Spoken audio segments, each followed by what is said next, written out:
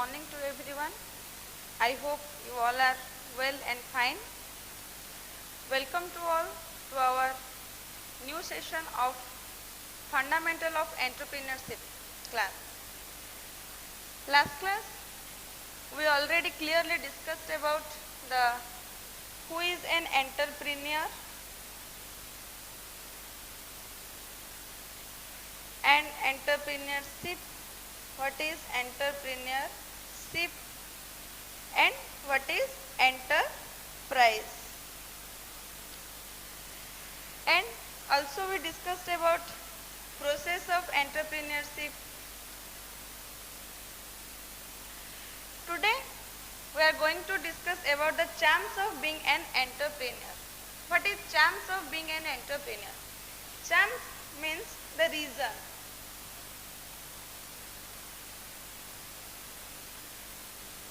आप एक एंटरप्रेन्योर बनने के लिए क्या क्या रीज़न आपको ज़रूरत है और आप क्यों एक एंटरप्रेन्योर बनते हैं। एक एंटरप्रेन्योर बनने के लिए आपका इंटरेस्ट क्यों होता है, ये सब रीज़न है। Basically according to population of India the proportion of entrepreneur is very small. According to population of India, the portion of entrepreneur is very small. जितने भी पॉपुलेशन है इंडिया में उसी मात्रा से लोग एंटरप्रेन्योर बनना नहीं चाहते हैं। क्यों? क्योंकि वो एक चैलेंज वाला जॉब होता है। आप अगर एंटरप्रेन्योर बनना चाहते हैं तो वो क्या होता है कि एक चैलेंज होता है आपके लिए कि आप बिजनेस को ठीक से कर पाएंगे या नहीं, कौन सा बिजनेस आपके लिए सूटेबल है या नहीं, ये सब सोचने में और ढूंढने में आपको बहुत टाइम लग जाता है। इसलिए और मैक्सिमम क्या चांसेस होता है कि fear of failure and lack of fund. इसलिए एक पर्सन एंटरप्रेन्योर बनना नहीं चाहता है क्योंकि फियर ऑफ फेलर, शायद मैं बिजनेस को सक्सेसफुली रन नहीं कर पाऊंगी। ओके, एंड आपके पास बिजनेस को स्टार्ट करने के लिए जितना फंड होना चाहिए उतना फंड आपके पास नहीं होगा। ये दोनों की रीजन के बेसिकली ये दोनों रीजन के वजह से लोग क्या करते हैं कि एंटरप्रेन्योर का जो टाइटल होता है और जॉब होता है उसको चूज नहीं करते हैं। बट ऐसे भी कुछ होते हैं जिनका एम क्या होता है, उनको एक सक्सेसफुल एंटरप्रेन्योर बनना है। जैसे मैंने आपको लास्ट क्लास में पूछी थी कि क्या आपका एम क्या है, तो according to your aim is different. Like here किसको एंटरप्रेन्योर बनना है, तो first reason is freedom and independence. अगर आप किसी के फ्रीडम का मतलब क्या होता है, हम किसी के ऊपर डिपेंड नहीं है, हमें जो पसंद है वो हम बेफिक्र से करना है, हमें किसी की अंडर में काम नहीं करना है। अगर आप खुद का बिजनेस स्टार्ट करते हो तो वहाँ पर आप क्या होता है, ओनर ऑफ द बिजनेस। जैसे कि हमने पहली क्लास में पढ़ लिया था कि एंटरप्रेन्योर कौन है, ओनर और फाउंडर ऑफ द बिजनेस को भी हम एंटरप्रेन्योर कहते हैं, founder of the business. Same अगर आप खुद का बिजनेस स्टार्ट करते हैं तो आप वहाँ पर क्या होते हैं, आप खुद एंटरप्रेन्योर है तो यहाँ पर आप क्या हो गए, आप खुद का बिजनेस का मालिक हो गए, बस बन गए हैं। तो यहाँ पर आपको क्या हुआ कि फ्रीडम मिल गया, आप किसी के ऊपर डिपेंड नहीं है। आपके जो सही लगा, आपको जो बिजनेस करना ठीक लगा वो आपने खुद चूज कर लिया, आप किसी के ऊपर ये आपको डिपेंड होना नहीं पड़ता। Next is convert dreams into reality. आपका जो ड्रीम है क्या है कि आपको एक सक्सेसफुल बिजनेसमैन बनना है, एक सक्सेसफुल एंटरप्रेन्योर बनना है। ये आपका ड्रीम था कि इन फ्यूचर आपको एक सक्सेसफुल बिजनेसमैन बनना है। अभी क्या हुआ, अगर आप जो एंटरप्रेन्योर का लाइन चूज कर लिया, अगर आप खुद सोच लिया कि आपको एक एंटरप्रेन्योर बनना है, तो यहाँ पर क्या हो गया, आपका जो भी ड्रीम्स था, आपको कैसे बिजनेस करना था, कौन सा बिजनेस करना है, और ये सब आपके दिमाग में अभी आ गया है। और जो था पहले से आपका जो ड्रीम्स था, अभी वो वक्त आ गया, वो टाइम आ गया कि आप अभी क्या कर सकते हो, उसको रियलिटी में कन्वर्ट कर सकते हैं। जब आप एक खुद एंटरप्रेन्योर है, अगर आप किसी के अंडर में चले गए जॉब करने के लिए, नौकरी करने के लिए, आपका जो मर्जी है, आप क्या करना चाहते हैं और कौन सी बिजनेस आपको करना चाहते हैं, ये आपके हाथ में अभी नहीं है। वहाँ पर जो मालिक है, आपके जॉब में जो मालिक है, आप अभी उस क्या करना पड़ेगा, उसी के हिसाब से, उनके हिसाब से अभी आपको काम करना पड़ेगा, क्योंकि आप उनके अंडर में एक एम्प्लॉय है, आप वहाँ पर ओनर नहीं है। बट एक एंटरप्रेन्योर होने से आपको क्या हो गया कि आपका जो मर्जी है, आपका जैसे भी ड्रीम था, वो अभी आप क्या करेंगे, सक्सेसफुली कर पाएंगे और उसको रियलिटी में कन्वर्ट कर पाएंगे। Next one is our self actualisation. What do you mean by self actualisation? Fulfil self desire. Okay, fulfil your self desire. आपका जो डिजायर है, आप क्या करेंगे, यहाँ पर खुद फुलफिल कर पाएंगे। जैसे कि अगर आपको चिकन पसंद नहीं है खाना, ठीक है, जबरदस्ती आपके मम्मी ने क्या किया, वो बना दिया, चिकन बना लिया, लेकिन आपको क्या करना पड़ेगा, जब भी आप लंच या डिनर पे बैठते हो तो आपका मर्जी है वो, हाँ या नहीं, नहीं मुझे नहीं खाना है, मुझे कुछ वेज दे दो या फिर कुछ और आइटम चाहिए, वहाँ पर आप प्रीफर करते हैं। जब खुद का मर्जी हो, डिजायर हो, तब क्या होता है, आपको मंडे हो या फिर वो ट्यूसडे हो या फिर वो वेडनेसडे हो, जो भी हो, आपको चिकन बहुत पसंद है तो आप खा लेंगे। एग्जैक्टली वहाँ पर भी सेम है। आप एक एंटरप्रेन्योर बनने के लिए आपके खुद के पास डिजायर होना चाहिए, ठीक है, तभी जाके ही आप एक सक्सेसफुल एंटरप्रेन्योर बन पाएंगे।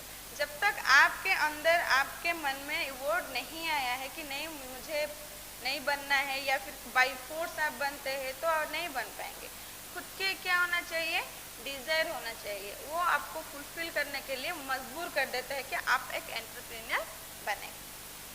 अगर नहीं, आपको एक एंटरप्रेन्योर नहीं बनना है, आपके पास देर नहीं है, क्योंकि बिजनेस में ज़्यादा क्या होता है, लोग कहते हैं कि बहुत सारा लॉस होता है, आपके पास वो क्वालिटी होना चाहिए कि आप लॉस भी बेयर कर सकते हैं एज वेल एज आपको प्रॉफिट भी।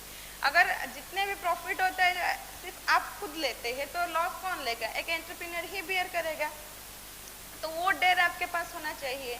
अगर आपके पास वो डेर नहीं है, मुझे जो भी किसी के अंडर भी काम कर लेते हैं, सैलरी ले लेता हूँ, तो ठीक है, मुझे और कुछ ज़रूरत नहीं है, तो वहाँ पर आपको क्या करना पड़ेगा, आप एंटरप्रेन्योर नहीं बन पाएंगे।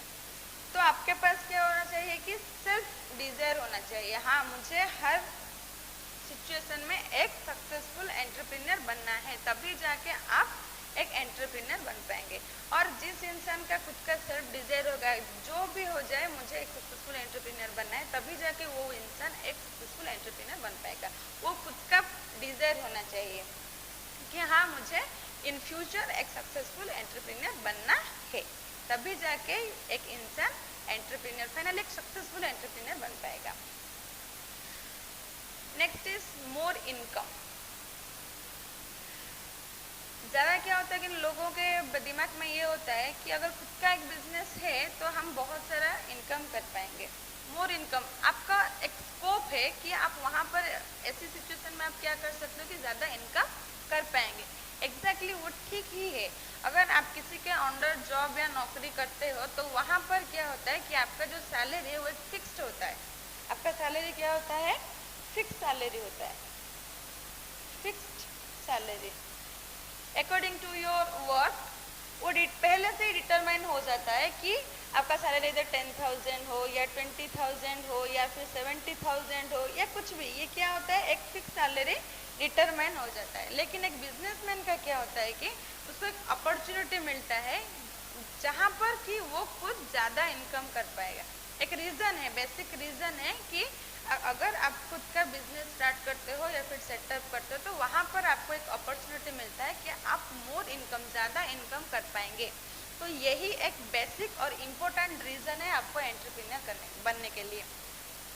आपको किसी के आपको वेट नहीं करना पड़ा कि हाँ भाई एक डेट फिक्स हो गया कि उसी डेट पे ही मुझे सैलरी मिलेगा और उतना ही सैलरी इस महीने में मुझे उतना ही सैलरी मिलेगा, ये आपका नहीं। एक एंटरप्रेन्योर क्या कर सकता है, अकॉर्डिंग टू इन्वेस्टमेंट और सब कुछ भी यूटिलाइज करके उसका इनकम कुछ ज़्यादा ही हो जाता है।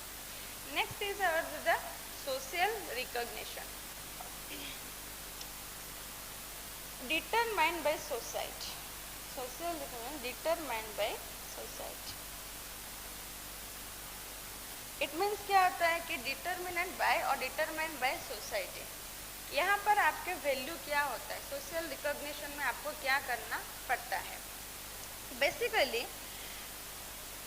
एक इंसान जब किसी के अंडर जाकर नौकरी करता है, वो उसका एम्प्लॉय होता है, तो वहाँ पर क्या होता है कि एज ए एम्प्लॉय के हिसाब से उसको रेस्पेक्ट मिलता है, हाँ या नहीं। But if the business started by you, और आप यहाँ पर खुद एंटरप्रेन्योर हो, खुद का मालिक हो, मैंने हम पहले पॉइंट में ये डिस्कस कर लिया कि फ्रीडम एंड इंडिपेंडेंस में क्या होता है कि एंटरप्रेन्योर का सब फ्रीडम होता है, चाहे वो उसका बिजनेस को कैसे करना है, छोटा बिजनेस या बड़ा बिजनेस जो भी हो, वो खुद का डिसीजन ले सकता है, वो किसी के ऊपर डिपेंड नहीं होता है। सेम यहाँ पर भी क्या होता है, सेल्फ रिकॉग्निशन में क्या होता है कि अगर एक इंसान खुद एंटरप्रेन्योर बन गया, तब क्या होता है कि लोगों के नज़र से उसका रेस्पेक्ट कुछ ज़्यादा होता है, क्योंकि वो मालिक होता है। अगर आपके पास वही टैलेंट है, वही स्किल है, आप किसी और के पास जाकर काम कर रहे हैं एज ए एम्प्लॉय, आप जितना आपके स्किल और नॉलेज को वहाँ पर यूटिलाइज कर रहे हैं, आपको क्या होगा, आप एज ए एम्प्लॉय के हिसाब से ही आपको रिस्पेक्ट मिलेगा। आप कभी भी वहाँ पर एक ओनर नहीं बन पाएंगे और आप वहाँ पर बस नहीं है। लेकिन अगर आप खुद एंटरप्रेन्योर है और खुद का बिजनेस है, तो सोसाइटी में क्या होता है कि आपका रिस्पेक्ट बढ़ जाता है। आपका क्या होता है कि लोग आपको सोसाइटी में खुद रिकॉग्नाइज कर लिया, हाँ भाई ये इंसान ने एक बहुत बड़ा बिजनेस है और ये बिजनेस का मालिक ये है। और आप बेसिकली एक चीज़ कभी कभी आप नोटिस कर रहे होंगे, अगर आप किसी ऑर्गेनाइजेशन को घूमने के लिए जाते हो या फिर कोई भी ऑफिस या फिर आपके हिसाब से कहाँ पर भी आपका काम है, आप घूमने जाते हो वहाँ पर, तो आप एक चीज़ जरूर नोटिस करते हैं, क्या होता है कि बहुत सारे एम्प्लॉय बैठते हैं, तो आप वहाँ पर थोड़ा स्पीड से बात कर लेते हो। हाँ, जब आपको पता चलता है कि यहाँ पर ओनर कौन है, जब ओनर आते हैं ना, तो थोड़ी आपके पोजीशन में आ जाते हो, हाँ सर ऐसी है, ऐसी ज़रूरत है, ये काम था, आप ये की थोड़ा हेल्प कर दो, ये आता है। तो आपके दिमाग में अभी क्या आ गया कि एक ओनर बनने से जो रिस्पेक्ट मिलता है, एक एम्प्लॉय बनने से सेम एक एम्प्लॉय को भी उतना ही रेस्पेक्ट मिलता है, वो भी उतना ही डिजर्व है। लेकिन according to your owner, according to if you a owner, you are a owner, then आपको उतना ही रेस्पेक्ट नहीं मिलता है, हाँ या नहीं। क्या होता है, अगर आप एक एम्प्लॉय हो तो आपको उतना रेस्पेक्ट नहीं मिलता, तो आपने अभी क्या सोचोगे, नहीं भाई उससे बेहतर है, खुद का पैसा है, हमारे पास बहुत सारा पैसा है, हम उसको खुद इन्वेस्टमेंट करके अगर बिजनेसमैन बनेंगे और एक बिजनेस का ओनर बन गए हम, तो हमको क्या होगा, यहाँ पर बहुत सारा रिस्पेक्ट मिलता है। इसलिए आप क्या करते हो कि एक बिजनेस स्टार्ट करने के लिए, वो रिस्पेक्ट पाने के लिए आप खुद का रिस्क लेके आप एक एंटरप्रेन्योर बनना चाहते हैं। और you must recognise by the people of society. आपको एक सोसाइटी में आपका क्या होता है, एक रिस्पेक्ट होता है, लोग आपको क्या करते हैं, ज़्यादा रिस्पेक्ट देते हैं। Next is the building retirement value. ये बहुत आपको हेल्पफुल है। अगर एक बिजनेसमैन है तो आपको ये एक मतलब क्या होता है कि मेन रीजन है, in my point of view it is the main reason. क्या है बिल्डिंग रिटायरमेंट वैल्यू का मतलब, अगर आप किसी के पास जाकर नौकरी करते हैं, जॉब करते हैं, तो वहाँ पर क्या होता है कि आपका जो भी सैलरी है वो फिक्स्ड, पहले से क्या होता है, आपका इनकम, आपका सैलरी फिक्स्ड होता है। उसी हिसाब से आप जब रिटायर करते हैं आपके जॉब से, आपको क्या मिलता है, रिटायरमेंट, एक lump sum amount, big amount आपको रिटायरमेंट के टाइम आपको एज ए रिवार्ड और एज ए गिफ्ट और एज ए रिटायरमेंट वैल्यू के हिसाब से आपको प्रोवाइड किया जाता है। लेकिन इन बिजनेस में क्या होता है, आपके पास दो ऑप्शन है। इन बिजनेस आपके पास दो ऑप्शन है। क्या होता है, इधर तो आप कुछ पीरियड के गैप के अंदर एक लॉन्ग सम अमाउंट खुद सेव कर सकते हैं आपके फ्यूचर के लिए।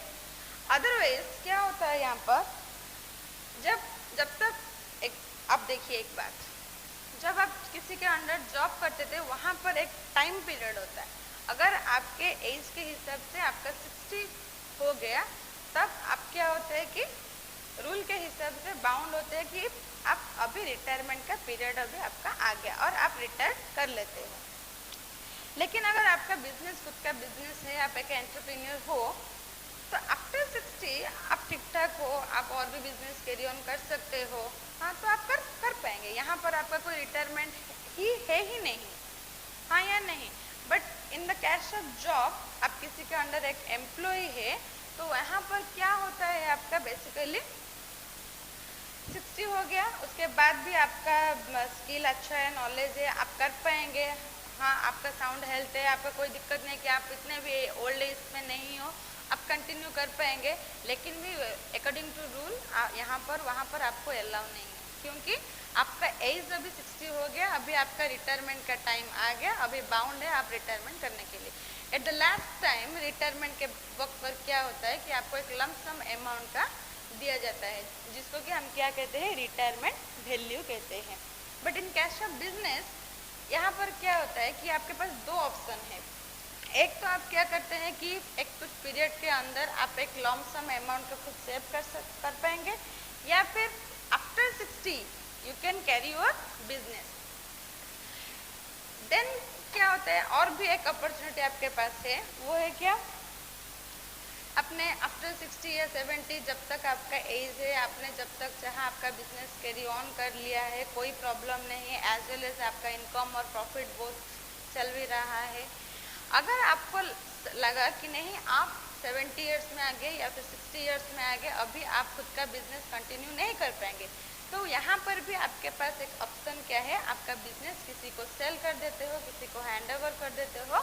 और तब जब हम हमारा खुद का पूरा बिजनेस किसी को सेल कर देते तो आपका हमें क्या होगा, एक ह्यूज अमाउंट और लमसम अमाउंट हमें मिल जाएगा। तो वही अमाउंट आपको हेल्प करेगा फ्यूचर के लिए। तो एक बिजनेसमैन के पास क्या होता है कि बहुत सारा ऑप्शन होता है। Next is no unemployment problem for children. जब आपका जो नॉर्मल एजुकेशन खत्म हो गया, ठीक है, उसके बाद आप क्या करते हो, जाके नौकरी ढूंढते हो according to your skill and knowledge. आपके पास कौन सा स्किल है, कौन सा नॉलेज है, आप कौन सा काम कर पाएंगे, उसी के हिसाब से जाकर आप क्या करते हो, जाके एक नौकरी ढूंढते हो। क्लियर। बट अगर आपके पापा के बिजनेस है तो आप क्या करते हो, बहुत सिंपल सा बात है, नहीं हम जस्ट हमारा फॉर्मल एजुकेशन कंप्लीट करने के बाद हमारा फैमिली बिजनेस है, वहाँ पर हम एंगेज हो जाएंगे। आपका ये है, और आपके घर वालों का सोच भी ये है कि नहीं हमारे बेटे के लिए कोई नौकरी वोकरी ढूंढने के लिए ज़रूरत नहीं है। फिर भी अब जिस इंसान का बिजनेस नहीं होता है उनको सफ़र करना पड़ता है लाइफ में। After complete their formal education they started seeking job. आप अगर खुद एक एंटरप्रेन्योर बन गए तो आपके बच्चों को लिए क्या होगा, there is no unemployment problem for your children.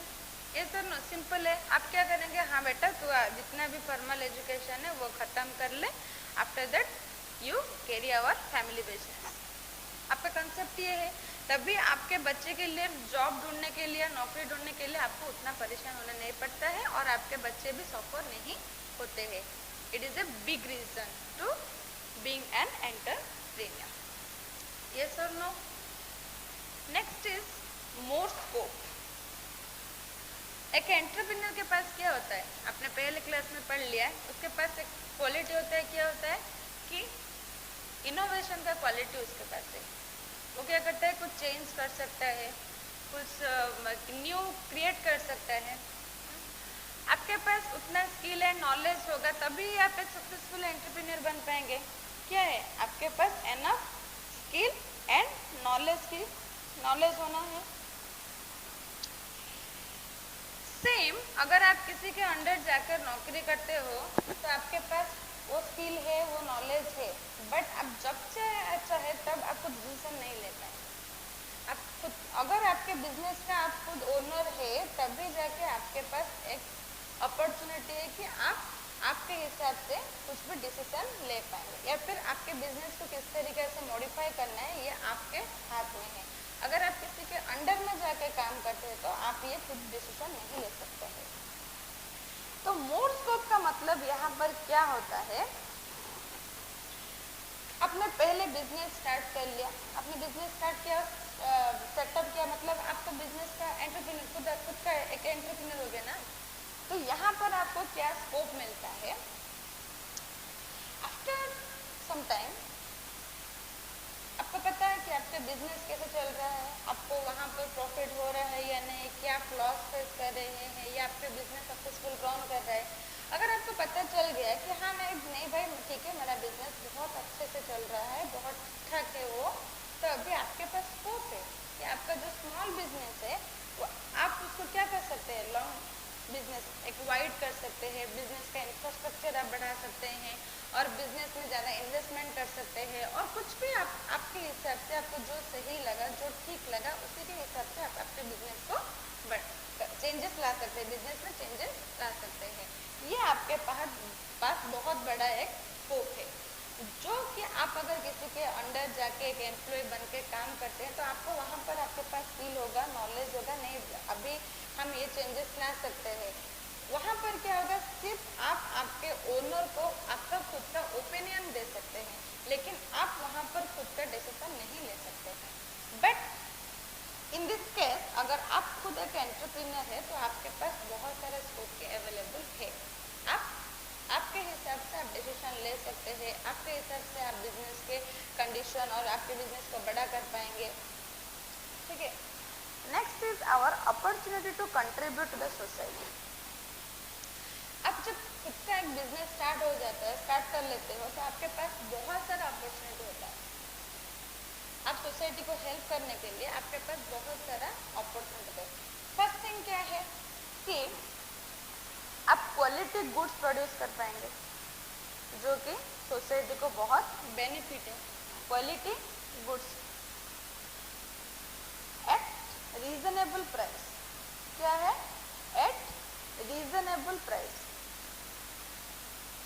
आप जो गुड्स प्रोडक्ट प्रोड्यूस कर रहे हैं और प्रोडक्शन कर रहे हैं, तो आपके पास खुद का एक ऑप्शन है, क्या है, एक अपॉर्चुनिटी है कि आप बेस्ट गुड्स आप प्रोडक्शन कर पाएंगे, एक क्वालिटी वाला, और उसका प्राइस भी क्या होगा कि रीजनेबल प्राइस है। रीजनेबल प्राइस का मतलब क्या होता है कि जो भी चीज़ आप प्रोडक्शन कर रहे हैं, आप जब उसको सेल करेंगे, आप एक प्राइस उसका फिक्स करेंगे, वो सबको सही लगेगा, सबके लिए। इसको कहते हैं रीजनेबल प्राइस, कि एग्जैक्टली वो प्रोडक्ट का प्राइस उतना ही जरूरत है कि आप यहाँ पर ज़्यादा प्रॉफिट, अगर आप सपोज कुछ बोतल का प्रोडक्शन कर रहे हैं, मार्केट में बोतल का बहुत सारा डिमांड है, एज वेल एज वो घर पे भी यूज़ करते हैं, स्कूल लेके यूज़ करते हैं, सब एवरी केसेस में वो क्या बहुत इम्पोर्टेंट होता है हमारे लिए। तो आप क्या करेंगे, हाँ बोतल का प्राइस जितना भी हो, जितना भी बढ़ा दिया जाए, लोग उसको खरीदेंगे ही, आपके दिमाग में ये है। तो इसका मतलब ये नहीं है कि आप एक बोतल का प्राइस 500 रखेंगे। एक प्लास्टिक बोतल आप प्रोडक्शन कर रहे हैं लेकिन उसका प्राइस आप 500 रख दिया है, ये तो जायज़ सी बात नहीं है, आप नहीं रख सकते हैं। अगर रखेंगे तो क्या होगा, वो सेल नहीं होगा, लोग आएंगे दिखेंगे, नहीं भाई ये प्राइस ठीक नहीं लग रहा है, वो नहीं लेंगे। आप बोलेंगे नहीं उसका क्वालिटी बहुत अच्छी है, तो लोग भी बहुत चलेंगे, जो कस्टमर आपसे खरीदते हैं वो कंपेयर कर सकते हैं, हाँ भाई ये बोतल जब मैंने 100 रुपीज़ में लाया था वो तो बहुत अच्छे से चल रहा है, 2 साल चला गया, 3 साल चला गया, लेकिन इसको हम 500 देके क्यों लेंगे, कस्टमर के दिमाग में ये आएगा। लेकिन अगर एक बोतल का प्राइस जितना है, क्वालिटी भी आपने अच्छा बनाया है और आपका प्राइस भी सही है, ठीक है, तो क्या होगा, आपने एक खुद एंटरप्रेन्योर का डिसीजन लेके सोसाइटी को आपने एक बेनिफिट दिया, आपके पास एक अपॉर्चुनिटी है कि आप क्वालिटी गुड्स प्रोडक्शन कर पाएंगे और उसको रीजनेबल प्राइस में सेल कर पाएंगे, पहले। सेकेंड क्या होता है कि आप दूसरों को एम्प्लॉयमेंट प्रोवाइड कर सकते हैं। अगर आप किसी के अंडर पे जाकर एम्प्लॉय है, काम कर रहे हैं, तो आप किसी को वहाँ पर जॉब प्रोवाइड नहीं कर पाएंगे, प्रोवाइड सिर्फ कौन कर सकता है कि एक ऑर्गेनाइजेशन का जो ओनर है उसी के पास से ये क्वालिटी और कैपेसिटी होता है कि वो किसी और को लाकर एम्प्लॉयमेंट प्रोवाइड कर सकते हैं। अगर आपका एक डिजायर है नहीं सोसाइटी में मुझे एम्प्लॉयमेंट प्रोवाइड करना है, तो जब आप खुद एक एंटरप्रेन्योर बनते हो तब आपके पास एक अपॉर्चुनिटी आपको मिल गया है कि आप बहुत सारे को अपॉइंट कर सकते हो एज ए एम्प्लॉय। ठीक है, ये सब रीजन है, एक बेसिक रीजन है जो कि आप एक एंटरप्रेन्योर, एक इंसान एंटरप्रेन्योर बनना चाहता है इसलिए। But freedom and independence, next is convert dream into reality, ये सब आपको जरूरत है। अगर आपके पास फ्रीडम है इसलिए आप एंटरप्रेन्योर बनना चाहते हैं, किसी के पास जाकर किसी के अंडर में काम नहीं करना है। यहाँ पर इंडिपेंडेंस भी है आपका, आपको किसी की बात नहीं मानना है, किसी के ऊपर आपको डिपेंड नहीं करना है, जब चाहे जो चाहे आप डिसीजन ले सकते हैं। Like that all this points. Okay, so next class we will discuss a new topic about entrepreneurship.